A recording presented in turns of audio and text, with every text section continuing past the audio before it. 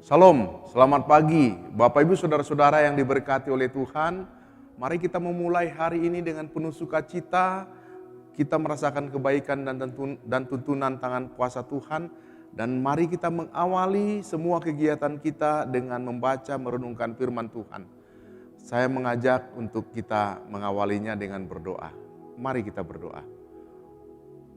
Pujian syukur kami naikkan kepada Engkau, Allah yang maha baik, yang senantiasa hadir memberkati menuntun kehidupan kami. Dan pada pagi hari ini kami membaca dan merenungkan firman Tuhan. Kami mohon Tuhan mencelikkan mata hati, pikiran kami, memberikan kami hikmat untuk mengerti. Roh Tuhan yang memberkati dan menyertai kami. Berfirmanlah, di dalam nama Tuhan Yesus Kristus kami berdoa. Amin. Bapak Ibu Saudara-saudara yang dikasihi oleh Tuhan, bacaan kita pada renungan pagi hari ini terdapat di dalam Kolose 3 ayat yang ke-23. Firman Tuhan yang berbunyi demikian, apapun juga yang kamu perbuat, perbuatlah dengan segenap hatimu seperti untuk Tuhan dan bukan untuk manusia. Dan tema yang saya mau ambil adalah, perbuatlah seperti untuk Tuhan, bukan untuk manusia. Bapak Ibu Saudara-saudara, ada banyak motivasi yang mempengaruhi semangat seseorang ketika dia melakukan sebuah pekerjaan. Ada yang terpengaruh karena besarnya upah atau gaji yang dia dapatkan. Atau juga terpengaruh karena akan mendapatkan jabatan yang lebih tinggi yang mungkin dijanjikan. Bisa juga karena supaya mendapatkan kehormatan atau nama baik dan lain-lain sebagainya. Hal tersebut bukanlah tidak boleh. Tetapi firman Tuhan pada pagi hari ini hendak mengajarkan kepada kita sebuah etika Kristen. Yaitu semua perbuatan kita bukanlah untuk terpusat kepada ketenaran diri sendiri. Kita melakukan segalanya hanyalah untuk kemuliaan nama Tuhan. Sebagai manusia ciptaan Allah, kita sejatinya memuliakan Allah dalam segala tindakan dan perbuatan kita.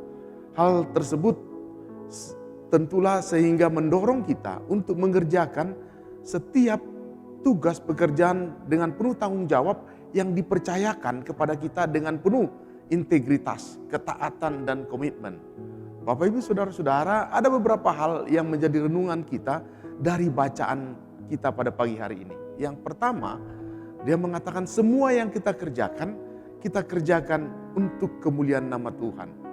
Bapak Ibu Saudara-saudara, Paulus dalam nas hari ini mau menasihatkan kepada kita agar kita melakukan segala sesuatu dengan sepenuh hati.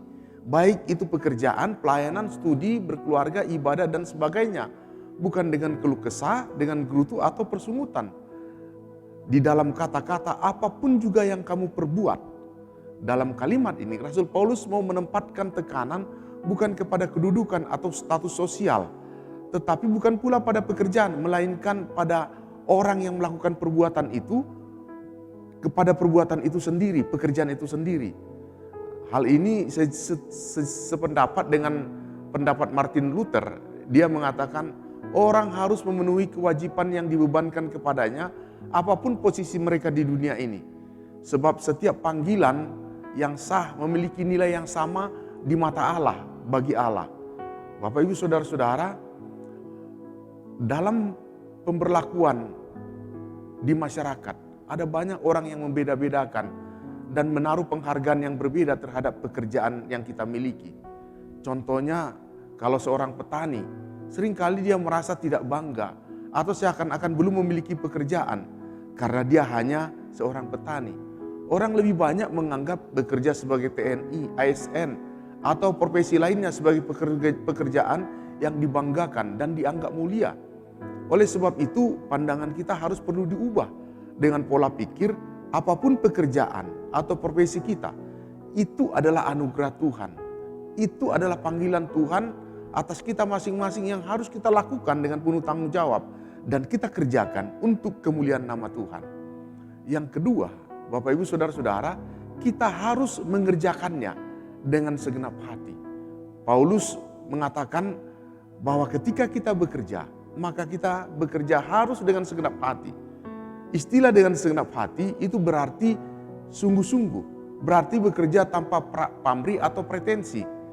Bapak Ibu Saudara-saudara, ketika kita bekerja dengan melibatkan hati, maka kita bisa merasakan kebahagiaan tersendiri dengan hasil dari pekerjaan itu. Bukan karena nilai rupiah, bukan karena gaji yang besar kita dapatkan. Oleh sebab itu, seorang yang bekerja dengan segenap hati, dia maka tidak akan bermalas-malasan ataupun menunda-nunda pekerjaan. Orang yang bekerja dengan tulus hati atau segenap hati dalam melayani, dia selalu melakukan pelayanannya ataupun pekerjaannya dengan hati yang bersih, penuh kesungguhan dan tidak pura-pura. Dia akan mampu melihat bahwa Kristus hadir dalam setiap pekerjaannya, maka itulah yang memungkinkan dia melakukan pekerjaannya dengan hati yang bersungguh-sungguh. Jadi berbuat dengan segenap hati hanya ditujukan kepada Tuhan melalui pekerjaan kita. Yang ketiga, apa yang mau disampaikan Rasul Paulus adalah melakukan pekerjaan seperti untuk Tuhan, bukan untuk manusia. Paulus menasihatkan kepada orang percaya agar menganggap semua pekerjaan kita sebagai pelayanan kepada Tuhan.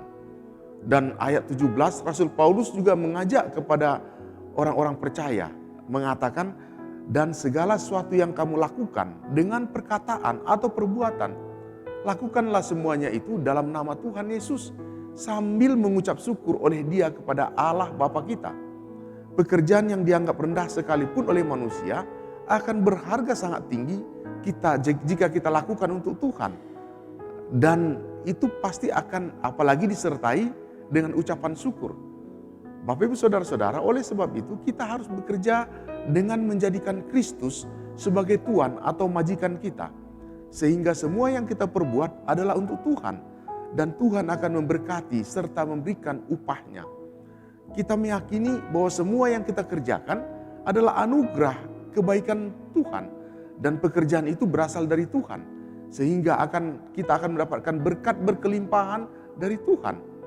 Kita akan memberikan hasil kerja yang terbaik, bukan dengan tujuan untuk dilihat orang, atau karena ada motivasi yang terselubung, melainkan hanya untuk memuliakan nama Tuhan.